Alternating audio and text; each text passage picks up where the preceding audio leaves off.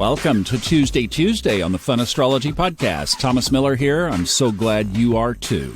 Let's talk about what's going on in the sky today so we can get you set up to live your highest timeline. That's the whole idea. Well, the moon enters Libra today at 5:51 p.m., so Luna is going to be balanced for the next couple of days. See, it perfectly fits that theme yesterday from Mercury and Taurus. Whenever you have a repeating theme in astrology, bank it. Now, we also have another theme this month. So we have an eclipse, we have a Mercury retrograde, and we have a moon wobble. I'm going to go out, and I'll just see you guys in May. How about that? I'm going to go hibernate like a bear for the next 45 days. No, we can't do that. Who would eat all the popcorn? It would be the bears, right? Come get it. Okay, the moon wobble. What is this thing called the moon wobble? Well, it actually is something that an astrologer, and I'll tell you what, having been with Robert now for a while and knowing more of some of the influences that he's had over the years, this actually traces back not too far away from Robert Glasscock. He doesn't use it, to my knowledge, and the guy that came up with it is Carl Payne Toby, an astrologer back in the 20s, 30s, and 40s. He died, actually, in 1951. He was only just under 50, so a young man. But his best friend was Grant Louis, and Grant Louis was Linda Goodman's mentor, and Linda Goodman was Robert Glasscock's mentor. So that's pretty amazing. All right, another little factoid about moon wobbles is that they happen on every eclipse. Well, think about it. It's the nodes conjoining the sun. And then the other one is when it squares the sun. So these are the negative aspects. You know what we should do? In fun astrology style, I'm going to start marking when the sun is sextile and trine to the nodes. How about that? We need to know because it might be super positive during those times. Maybe this era of astrology just completely overlooked and didn't think about the positive. Or maybe there's nothing there. But let's take a look for ourselves. Why not? As soon as I finish doing this, I'm going to go mark my calendar so we can look at it for the rest of the year. I'm going to do this. Let's sure don't leave a good sextile or a trine on the table unnoticed, especially not right now.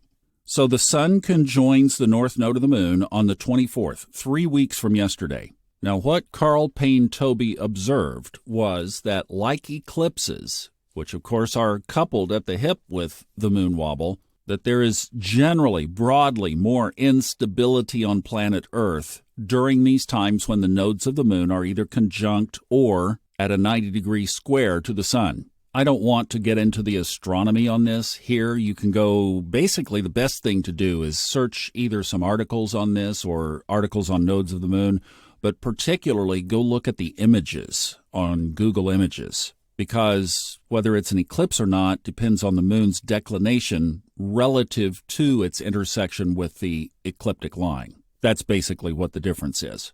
What they observed was both create instabilities. So what they say for coping is don't do things like get married, buy a house, buy a car, remain flexible. If you're traveling, be careful, do this kind of thing. And this almost becomes a conversation like orbs. If we're talking about a conjunction, like on tomorrow, the sun conjoins Chiron. Well, how many degrees away from that exact point can we call it a conjunction? Some people say 10 degrees. You can go back 10 degrees either side. Some people say 8, others 6. There's different numbers. Nothing is fixed. Well, there's nothing fixed here either. Some people say back up from April 24th, the exact time that the sun conjoins the north node, 10 days. Some say 14. The guy that I first heard about this from says 21. So that begins the moon wobble. So did it begin yesterday? Well, what I always say is let's start observing.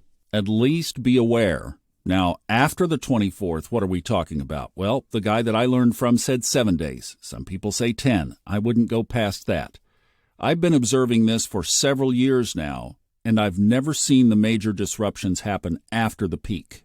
But I will also add that my sampling is not based on enough data to form a good opinion on. But what it seems is that within about the 2-week period, if you will. So I'm going to say we put our observation on. We do have a full moon coming up on the 6th. Obviously, as we move closer to the 20th, the partial solar eclipse, that's where we're getting more into this zone of energy. And it is a stack because we're talking about the eclipse, followed by Mercury retrograde, followed by the exact conjunction of the sun in the North Node. Now, a couple of takeaways. For me, I've said this a lot on this podcast, that to me, eclipse days themselves are just days that you watch come and go.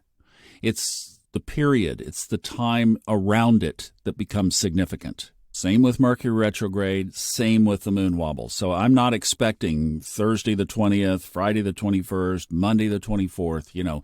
They're going to be days. They're going to come and go, and we're going to set our intentions, and we're going to live our lives on our highest timeline and be powerful. That's what we do. That's how we roll.